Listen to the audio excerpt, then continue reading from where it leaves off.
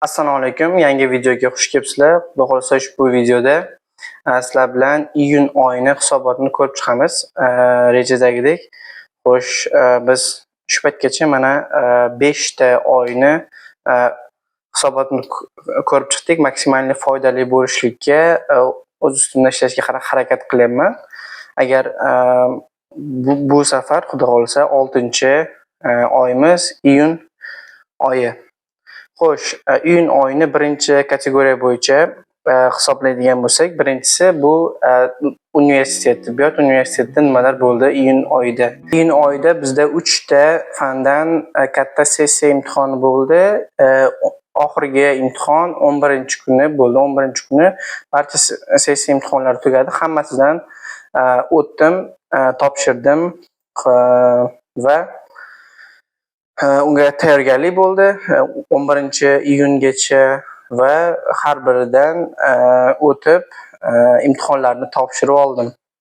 Endi keyingi kunlarda, ya'ni 11-kundan keyin buyog'iga iyunda oxirigacha fiziologiya, patan и patfis fanlaridan shu kitoblarni o'zim bilan olib qolgandim kutubxonaga bermasdan va shularni hozir birma-bir o'qishda davom etyapman. Har xil birma-ketin boshidan boshlab qaytadan o'qib chiqishga harakat qilyapman. Xo'sh, sport bo'yicha keladigan bo'lsak, sport iyun oyida eng kam vaqt ajratilgan oy bo'ldi menimcha. Chunki shu imtihonlar sababli buyog'iga dam bo'ldi. Keyin shuning uchun ko'p sportga vaqt ajrata olmadim.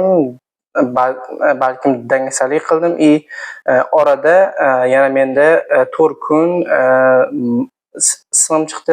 Mazam yo'q bo'lgani uchun, muammo bo'lgani uchun shug'ullana olmadim. Shuning uchun mana 48 kilometr yuguribman iyun oyida 5 marta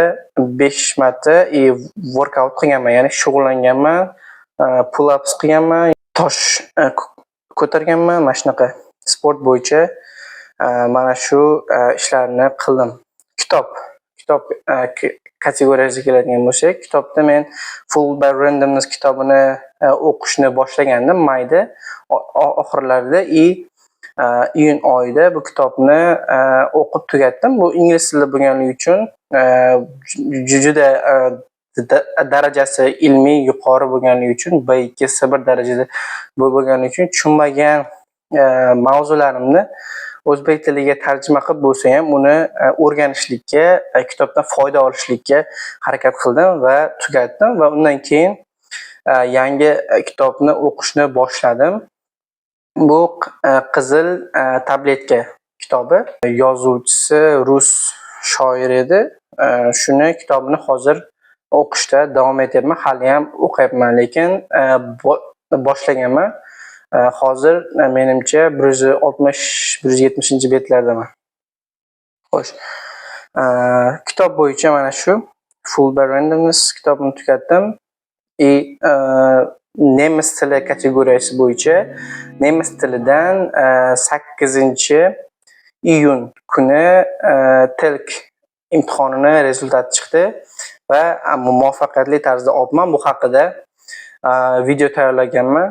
Ko'rishinglar mumkin. Qanday oldim, qanday tayyorgarlik ko'rdim, shu haqida storytelling qilib, hikoya qilib aytib bergan videoni YouTube'ga joyladim. Shuni ko'rishinglar mumkin. Demisdan B2 natija qildim. Kino kategoriyasi bo'yicha Pablo Escobarni kinosini may oyining oxirida ko'rishni boshlagandim. Iyun oyida bu kino seriyani tugatdim. Bu qismlardan iborat bo'lgan bitta kino seriya. Mana shuni ko'rib tugatdim. Juda zo'r, kuchli ishlangan kino ekan. Albatta o'zbek tilida ko'rdim. Keyingi ko'rgan kinoim bu Berlin nomli kino. Bu ham Money Heist kinosi. Bundan oldingi oyda ko'rgan kinoimga shunga o'xshash bo'lgan seriya ekan. Shuni ko'rdim, qiziq. yoqdi. Oxirigacha ko'rib 8 ta yo 9 ta seriyadan iborat edi bu Berlin nomli kino serial. Xo'sh, YouTube'ga keladigan bo'lsak, YouTube'ga iyun oyida 3 ta video yuklabman. Bu birinchisi may oyi hisoboti, ikkinchisi mana shu B2 ni storytelling qilib berganman, qanday olganligim haqida. Uchinchisi yozgi oyda 3 oylik dam paytida qanday qilib energiyani to'g'ri sarflab, kunni to'g'ri rejalashtirish mumkinligi haqida o'zim foydalanayotgan metodni sizlar bilan mana shu video orqali bo'lishib video olganman. Mana shu 3 ta video yuklandi. Bu videolar umumiy 200 plus ko'rishlar soni bo'ldi. Juda yaxshi natija men uchun. Xo'sh, iyun oyida mana shunday natijalarga erishdik. Iyun oyini 3 ta qismga bo'lsam bo'ladi. Birinchi 10 talikda men institutda bo'ldim. Institut ishlar bilan, o'qishlar bilan. Ikkinchi 10 kunligida uyda bo'ldim.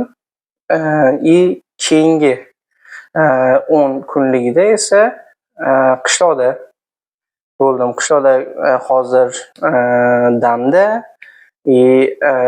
hobbi sifatida dam olish bilan birga baliq tutishlikka chiqamiz. Shunaqa yoz mana shunday dam olish bilan kuniga 2-3 soat fokus qilib boya aytib o'tgan meditsina fanlarini o'rganish, yarim soat, 1 soat sport bilan shug'ullanish bilan o'tyapti. Bu yog'i esa dam. Shunaqa. Iyun oyi shunaqa rezultatlarga, natijalarga boy bo'ldi. Bundan juda xursandman. Yil oxirida juda insonni xursand qildi. Mana shunday rezultat bo'lganligidan juda xursand bo'ldim. Shunday qilib yilni o'qish tugatdik. Mana yoz oylarida mana shu reja bo'yicha, mana shu kun tartibi bo'yicha iyunni o'tkazdim. Mana shu iyun oyini hisoboti edi. Agar foydali bo'lgan bo'lsa xursandman. Sog' bo'linglar. Keyingi video kontentlarda ko'rishguncha xayr.